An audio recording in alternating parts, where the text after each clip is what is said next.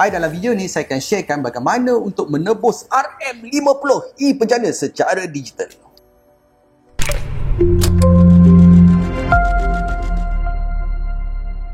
Hai, nama saya Norman. Selamat datang ke channel saya. Kepada yang baru, ni adalah tempat saya sharekan tips and tricks berkenaan dengan teknologi. Okay guys, so seperti biasa, jangan lupa untuk subscribe pada channel saya. Kepada yang sudah, thank you very much for your support.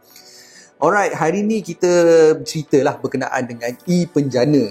Selalu ni sebab saya dapat banyak we call it comment lah daripada kawan-kawan kita berkenaan dengan e-penjana yang telah dikeluarkan oleh kerajaan. So basically, cara saya nak summarize adalah melalui program e-penjana ni, Kementerian Kewangan Malaysia telah menawarkan, that means you all akan boleh menebus RM50. RM50 kredit melalui your e-wallet. So sebenarnya yang paling penting kita nak lihat balik adalah siapa yang layak menerima e-penjana ni dulu. So sebelum you all nak mula proses untuk memohon e-penjana ni, adalah first thing first, you all kena tengok 4 perkara je dulu. 4 perkara. Kalau you all tak fit dalam 4 perkara tu, kalau tidak memenuhi syarat 4 perkara tu, pada pandangan saya tak perlu. No need you all nak memohon. Alamak, mic pun boleh sampai tercabut dah bila berkenaan dengan e-penjana ni kan. So 4 syarat dia adalah, yang first sekali adalah mestilah warga negara Malaysia.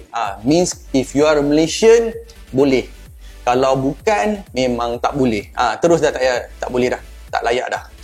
Yang kedua adalah berumur 18 tahun ke atas. Yang ketiga ni, you all kena lihat balik, yang ni sangat penting, adalah berpendapatan kurang dari 100,000 setahun berdasarkan rekod LHDN. Yang tu yang important. That means kalau kita tengok balik, cara Kementerian Kewangan ni, dia nak menyemak whether you all dalam setahun ni you all dapat pendapatan kurang daripada 100,000 adalah melalui LHDN. So that means you kena pastikan you all pernah submit your income tax atau you pernah record your income tax. So maksudnya kalau 100,000 tu you all kena bahagikan. Senang cerita, I terus bahagikan tu you all. So contoh 100,000, kita bahagikan kepada 12. So anggaran pendapatan sebulan adalah RM8,333. Ini adalah sebagai contoh. Dan yang keempat adalah telah memuat turun, means you download, dan berdaftar sebagai pengguna aplikasi MySejahtera. That means make sure you all dah ada aplikasi MySejahtera. Make sure you all dah ada aplikasi dia, dan you all dah register. Pastikan you all dah mendaftarkan menggunakan aplikasi MySejahtera. So kalau you all nak tahu dengan lebih lanjut berkenaan dengan cara-cara untuk memohon atau untuk mendaftarkan aplikasi MySejahtera, saya akan sharekan video di atas. So you all boleh mendaftarkan MySejahtera dahulu. Cuma pastikan berkenaan dengan MySejahtera ni, nama tu sama macam nombor IC. So salah satu contoh, I bagilah Ali bin Abu. Kalau dalam IC tu ada bin tu atau binti tu, pastikan you all dah letak exactly macam your IC. Kalau tidak, bila kita memohon berkenaan dengan e-penjana ni, dia akan terus reject dalam sistem. So macam mana kita nak mohon berkenaan dengan e-wallet ni, e-penjana? You all terdapat 3 pilihan.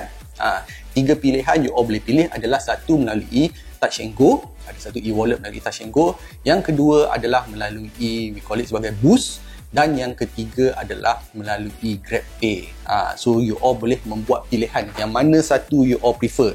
Alright guys, so aplikasi yang pertama saya akan sharekan adalah menggunakan Grab. Menggunakan Grab. So apa yang you all perlu buat, pastikan macam biasa you all dah settle dah berkenaan dengan MySejahtera tu, semua dah settle dah register dah semua.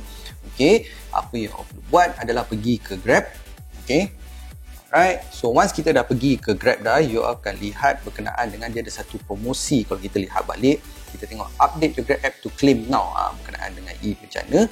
Alright, so pastikan berkenaan dengan aplikasi ni you all dah update kepada aplikasi yang terkini. Make sure you all dah update kepada aplikasi yang terkini. Untuk Grab, apa yang you all perlu buat, you all boleh lihat balik. Get RM50, dia dah tulis kat situ. You akan dapat RM50 dalam bentuk digital e-wallet. Lepas tu dalam Grab tu dia juga akan memberi kita voucher. So you all boleh claim juga. Voucher pun you all boleh buat. So kalau kita lihat balik apa yang perlu buat untuk Grab ni, apa yang you perlu klik adalah klik pada butang next. Kita klik. Alright, dia dah tulis kat situ dah. How to create, I confirm, dia akan tulis kat sini, pastikan MySejahtera tu app dah complete dah, semua dah settle dah. Dia dah dalam Grab tu pun dia dah tulis cara-cara untuk kita, macam mana kita nak register berkenaan dengan MySejahtera. So everything dah okay. Kita tengok kita punya eligibility, maksudnya kita dah kita mempunyai pendapatan kurang daripada 100,000, kita dah orang Malaysia, 18 tahun ke atas, semua dah settle dah. Alright. Lepas tu kita klik pada butang confirm. Okay. So once you all dah klik pada butang confirm, dia dah ready dekat situ, dia akan tulis dekat sini, okay, we are verifying your details. So dia akan check dah pada kita punya whether kita layak ke tak. Kalau yang mana yang layak dia akan dapat, yang mana tak layak dia akan bagi tahu. So kalau mana yang tak layak tu kita kena check balik, pastikan nama tu betul, nama sama dengan nombor IC, pastikan nombor IC semua betul. Dan saya rasa kebanyakan lah, kalau saya lihat balik, maksimum pun dalam sehari pun you all kena check balik dalam Grab tu, you all akan lihat dalam status tu, you all akan dikreditkan RM50 dalam tu e-Penjana, dan juga you all akan dapat voucher. So Grab very straightforward je you perlu buat. Cuma macam biasa saya cerita adalah berkenaan dengan pastikan MySejahtera tu nama dengan nombor IC adalah sama, exactly the same. Jangan nak letak nama samaran ke apa ke, jangan, nama glamour pun jangan letak, exactly yang you perlu you all letak. So untuk boost pula, okay, proses dia saya akan sharekan berkenaan dengan boost pula. You all perlu klik pada butang boost. Alright, lihat balik. Okay, so boost sama juga, dia akan tanya berkenaan dengan e-Penjana. Awal-awal dia dah letak dalam screen tu, dia akan tulis kat situ let's do it. Dia dah tulis kat situ let's do it tu. Okay, dia dah tulis kat sini claim RM50 e-Penjana. So kalau kita nak claim, sama juga proses dia, kita klik pada butang claim now. Alright, so dalam ni dia dah tulis kat situ adalah yang pertama adalah kita perlu verify IC, semua dia dah tulis kat situ. Okay, so once kita ada, so dalam RM50 e-Penjana ni akan receive within 5 days, dalam 5 hari. Tetapi ada yang kalau saya lihat balik pada viewer yang lain, ada yang dalam sehari pun dia dah dapat dah. Kita kena tengok balik kita tengok pada queuing system tu. Okay, so kita dah ready dah semua, sama juga. Okay, untuk e-Penjana apa yang you all perlu buat adalah klik pada butang submit. So dalam butang submit. Okay, untuk boost pula, kalau kita lihat balik, kalau kita tak pernah, macam contohnya, kalau kita tak pernah membuat verifikasi pada kita punya wallet, maksudnya kita punya wallet dia dah tak pasti kita belong kepada siapa tau. Maksudnya boost ni milik pada siapa, apa yang you all perlu buat adalah kita kena upgrade wallet boost tu. So what you need to do adalah submit an image of your IC atau your video, dan yang kedua adalah video you selfie sekali, untuk menunjukkan pada boost bahawa account ni adalah you punya account. So yang apa yang perlu buat, you kena buat lah. So contoh dalam ni, prepare your IC, you kena masukkan you punya IC, letakkan gambar, lepas tu take photo ada ID, semua kita kena masukkan. So once dia dah ready dah, dia dah tahu dah, maksudnya boost dah tahu handphone ni, dia punya account ni, dia punya account boost ni adalah milik pada you. Okay, lepas tu boost akan membuat semakan, dia akan membuat semakan daripada boost dan juga dengan MySejahtera. So that means dokumentasi tu semua dah betul dah, baru dia akan kreditkan RM50. Itu cara dengan menggunakan boost. Okey, untuk aplikasi yang ketiga adalah yang e-wallet, yang ketiga adalah menggunakan Touch and Go e-wallet. Touch and Go e-wallet lebih kurang je sama juga. Okey, kita akan buka Touch and Go e-wallet. Alright. Sama je, proses dia lebih kurang sama je. Okey. So kita lihat balik pada muka depan tu, Touch and Go e-wallet tu, dia dah tulis kat situ RM50 e-Penjana is here, claim now. Sama juga, kita klik pada claim now. Okey. Alright, dia dah tulis kat situ. Alright, so untuk e-Penjana kalau kita lihat balik, Touch and Go dia adalah promosi-promosi dia. So Boost pun ada promosi dia, Grab pun ada promosi. Terpulang pada you all, you tengok yang mana yang bersesuaian pada yang mana e-wallet yang selalu you pakai, atau yang mana voucher pun mungkin yang you all nak pakai. Alright, semua dah, everything semua dah ready dah. Okay, kita klik pada butang claim now.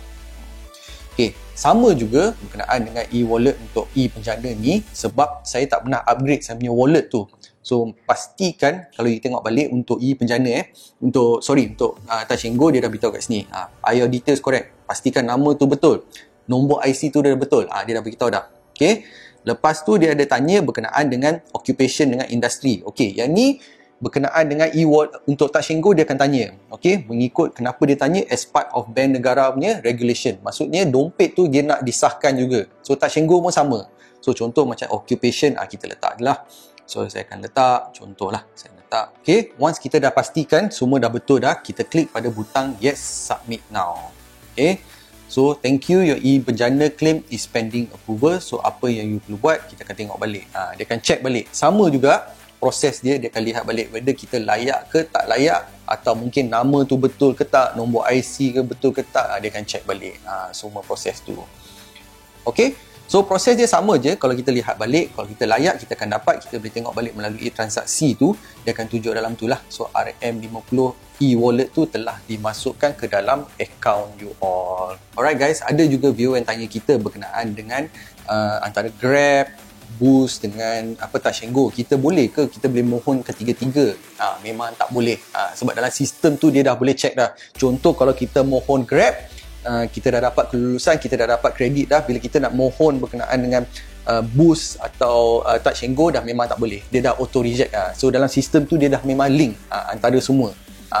So kalau you nak try mohon contoh macam 50, I mohon kepada 3 dapatlah 150, memang tak boleh. Okay. Yang kedua adalah berkaitan dengan transfer duit. So contohlah tiba-tiba saya tak dapat, saya tak layak. Lepas tu mungkin kawan saya dia layak, dia dapat 50 tu. So saya minta dia, bro, boleh tak transfer duit 50 tu kepada saya? Memang tak boleh. So dalam e-wallet tu dia dah setkan dah, kita tak boleh transfer duit tu ke mana-mana pihak yang lain. So memang you kena belanjakan. Kalau nak belanja, you pakai je your own e-wallet. Okay? Alright.